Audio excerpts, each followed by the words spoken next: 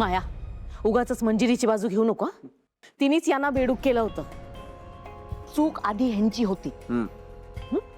माझी काय चूक? तुम्ही तिचं मंगळसूत्र चोरी केलं नाही. मी चोरलं नाही, मला बाहेर सापडलंय. तुम्ही ते रिटर्न केलं म्हणजे तुम्ही ते चोरलं. आणि यावर ती बाई गप्प बसणार आहे का? काय सारखी मंजिरीची बाजू घेतेस? हे बघ, तुला माहिती नाहीये, ती बाई साधी नाहीये. ती बाई कशी असो, मला माझा जीव प्रिय आहे, त्यामुळे मी तिच्या विरोधात जाणार नाही. अगं बाई, तुला तुझा आज जीव वाचवायचा आहे म्हणून तिची बाजू घेशील, पण उद्या तिने तुझा जीव घेतला तर? नाही नाही नाही नाही नाही नाही माया माया माया ऐक माझं. तू ना तू या सगळ्यात पडूच नकोस. हां, तू गेलीस तर मग माझं कसं काय होणार ना? I I I I can't imagine my life without you. Maya please, तू या सगळ्यात पडू नकोस.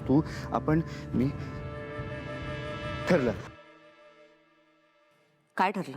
सांगतो मॉम. ते आपल्या या जागेमध्ये तुला जो काही हिस्सा मिळालाय ना, त्यातला माझा जो हिस्सा आहे तो तुम्हाला परत देऊन टाक. हां, आपण तो विकून टाकूया आणि ते जवळपास कुठेतरी 1 2 3 BHK घेऊया आणि आपण दोघं सुखात राहूया. हां, दे मला, दे. एक देईन नाशी लगाऊ. चुप बस एकदम. हे बघ माया, एक गोष्ट नीट लक्षात ठेव. या घरात आत्ता आपण फक्त मीरावर विश्वास ठेवू शकतो, बाकी कुणावरही नाही. कारण तिच्याकडे एक वेगळीच शक्ती आहे. तिच्याहूनही जास्त शक्ती मंजिरी मॅडमकडे. त्यांनी त्या चित्रातून मला बाहेर काढले, कळलं? हे बघ माया, त्या मंजिरीने कितीही वार केले ना, तरी ते परतवून लावायची शक्ती मीरामध्ये आहे. आज तिने काय केलं बघितलंस ना? हे बेडूक झाले होते, त्यांना माणूस केलाय. आणि हे बघ, यापुढे आपल्याला कधीही काहीही झालं ना, तरी मीराच वाचवू शकणार आहे. त्यामुळे आपण मंजिरीवर विश्वास ठेवू शकत नाही. आपल्या कुणाच्याही जीवावर बेतलं ना, तरी त्यातून आपल्याला मीराच वाचवू शकते. त्यामुळे मीरावर विश्वास ठेवण्याखेरीज दुसरा काहीही पर्याय नाहीये आपल्याकडे. पॉइंट आहे.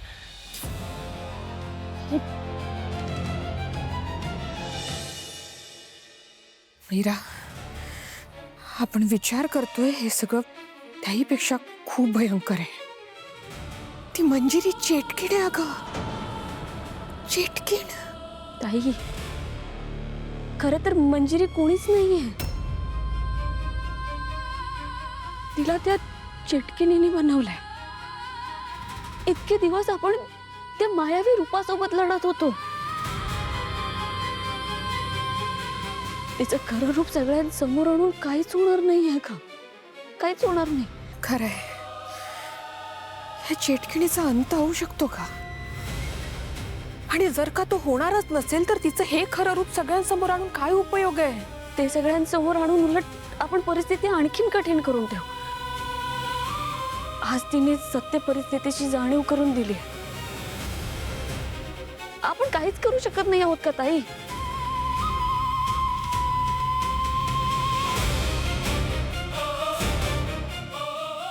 मीरा, एका गोष्टीचा नीट विचार कर. देवी आईने या लढाईसाठी आपल्या दोघींना निवडलंय आणि आतापर्यंत आपल्याला मदतही केली आहे. बघ ना ग, आपण रोज एका नवीन सत्यापर्यंत पोहोचतोय. रोज नवीन काहीतरी उलगडत चाललंय. रोज नवीन एक गुपित आपण शोधून काढतोय. मला मान्य आहे ती चेटकीण खूप शक्तिशाली असेल आहे, पण ती अजिंक्य नाहीये. जर का ती अजिंक्य असती तर तिने आपल्याला असं घाबरवलं नसतं. मीरा, मला वाटतंय, नाही, मला खात्री आहे की ह्या चेटकिणीचा अंत होऊ शकतो आणि तो आपणच करणार.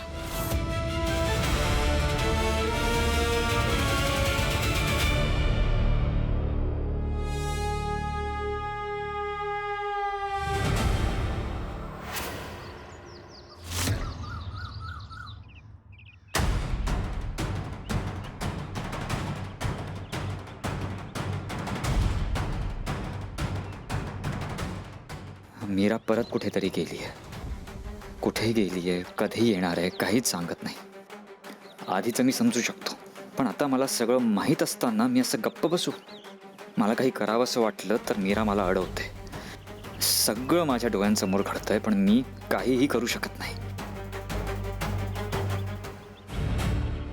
ही गोष्ट आहे रामेश्वर नावाच्या समृद्ध राज्याची, राणा यशवंत राजाची. एक बलाढ्य आणि क्रूर चेटकीण. तिने राजाला संपवण्याचा कट रचला. अमावस्येची रात्र होती. दिवा अचानक विझला. हा तर माझ्या आजीचा आवाज आहे.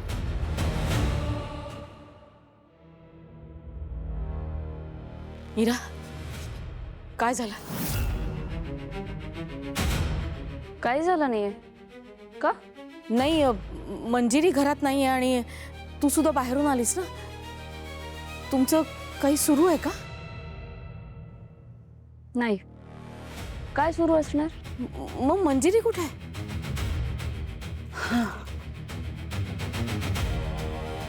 नर्मदा, जरा पाणी आण ना. इतका उकाडा आहे ना, हा पाऊस कधी पडणार आहे कळतच नाहीये. पाणी दे ना.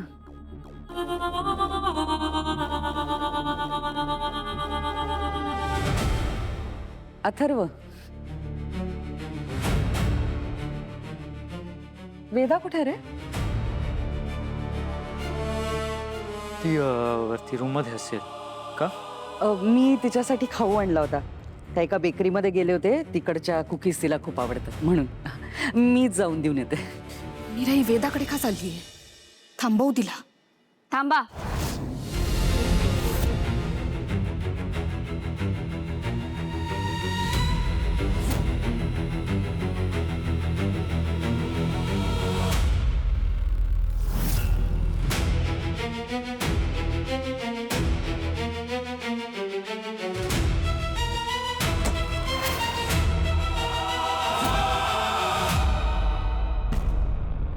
अगं मीरा, काय केलंस तू हे?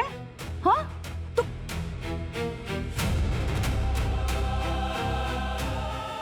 अथर्व, काय चाललंय तिचं? हा, आता या सगळ्यात माझा काय दोष सांग तू मला.